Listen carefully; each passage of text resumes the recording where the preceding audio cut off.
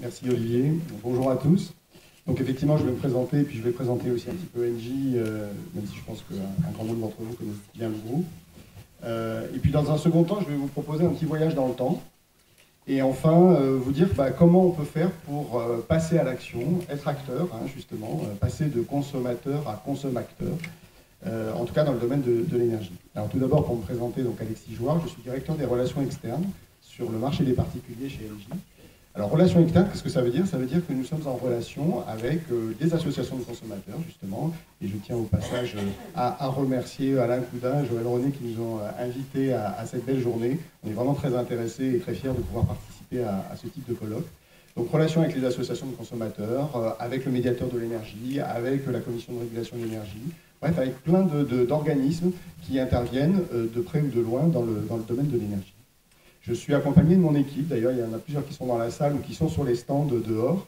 Alain en a parlé tout à l'heure, n'hésitez pas pendant les pauses, à midi, à aller voir et à aller plus loin avec nous, avec mes collègues, sur ce que fait Engie au quotidien. Ça, à valeur d'exemple, après vos engagements, c'est vous qui les choisissez, mais en tout cas ça peut éclairer un certain nombre de mes propos de ce matin.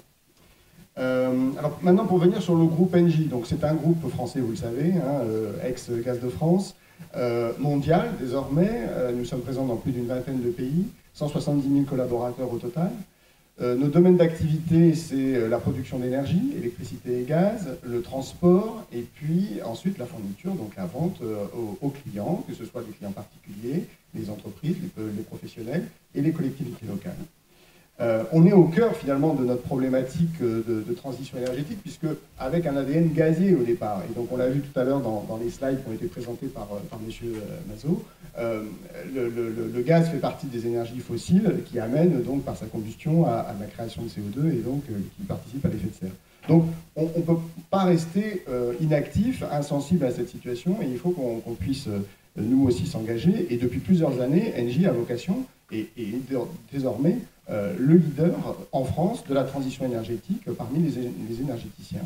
Ça fait plusieurs années, depuis la COP21 maintenant, que nous avons pris ce fort virage avec l'objectif de fermer nos centrales à charbon, de fermer nos centrales à fioul, de verdir notre gaz. Et désormais, nous sommes le premier producteur d'électricité verte en France, avec premier en photovoltaïque, premier en éolien. Nous sommes le premier aussi hydroélectricien alternatif. Bref, on essaye d'aller sur toutes les nouvelles énergies renouvelables pour assurer cette transition. Alors, notre objectif derrière, ce n'est pas uniquement de produire différemment et de produire plus vert, mais c'est aussi d'amener les consommateurs à se saisir de ce sujet et, comme je le disais tout à l'heure, à consommer moins et à consommer mieux, bref, à être des consommateurs. Alors, je vous propose de faire ce petit voyage que j'évoquais dans le temps. On va faire un peu d'anticipation et je vous emmène dans 10 ans. Nous sommes en 2031. On est au début de l'hiver, il fait beau dehors, mais il fait assez frais.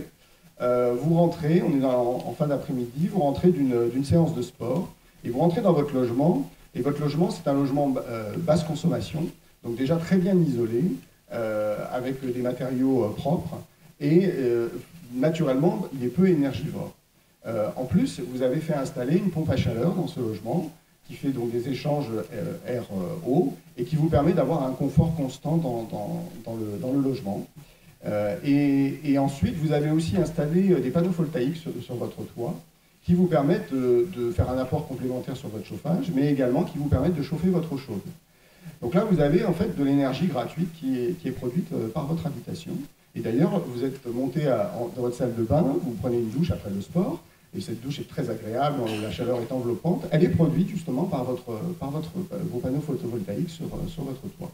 D'ailleurs, vous faites partie d'une communauté énergétique qui permet, entre plusieurs logements et aussi avec des petits professionnels, des entreprises, des bâtiments publics, de faire du partage de production de différentes sources de production et notamment de panneaux photovoltaïques dans votre commune. Et donc, il y a un échange d'énergie qui se fait dans cette nouvelle communauté énergétique. Voilà, vous descendez, vous avez terminé votre douche, vous descendez au rez-de-chaussée et puis vous allez commencer à mitonner un bon petit plat. Et ce petit plat, vous le faites sur votre cuisinière qui est alimentée en gaz naturel, mais en biogaz qui vous est fourni par Engie. Voilà le schéma idéal, j'ai envie de dire, le parfait logement dans 10 ans. mais qui n'est pas un fantasme. Qui n'est pas un fantasme. Tout ce que je vous ai décrit là aujourd'hui existe d'ores et déjà.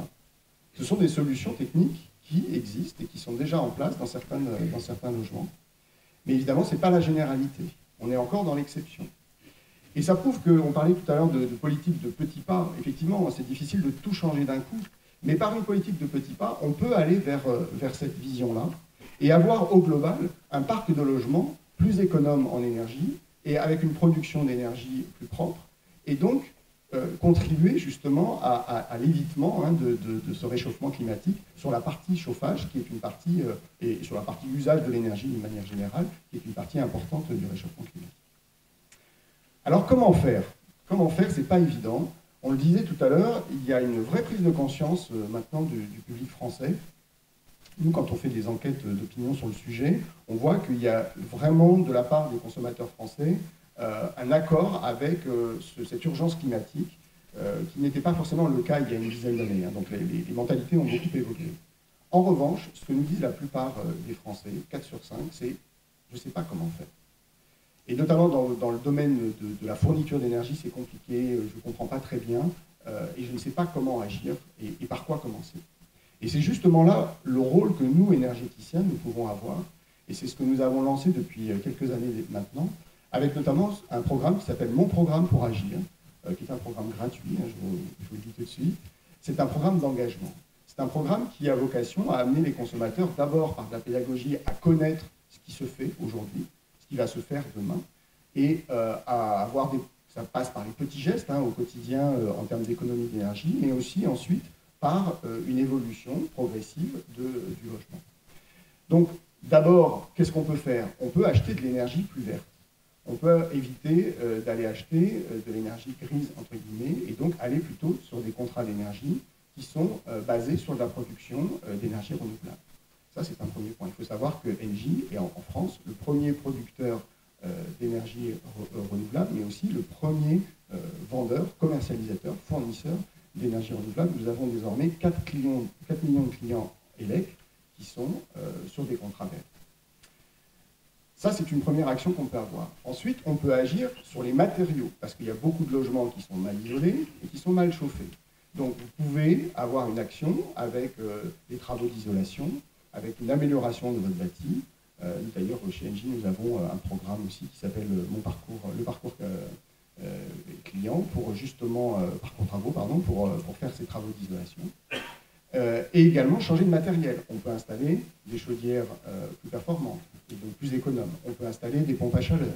On peut installer d'autres, même en termes de chauffage électrique, d'autres types d'émetteurs qui sont moins énergivores que les grille-pains que vous connaissez dans les logements des années 70 ou 80. Plus qu'une minute. Plus qu'une minute, je termine. La troisième marche, c'est d'aller vers des solutions encore plus poussées. J'évoquais tout à l'heure l'autoconsommation. Produire sa propre énergie et la consommer dans son logement en installant des panneaux photovoltaïques.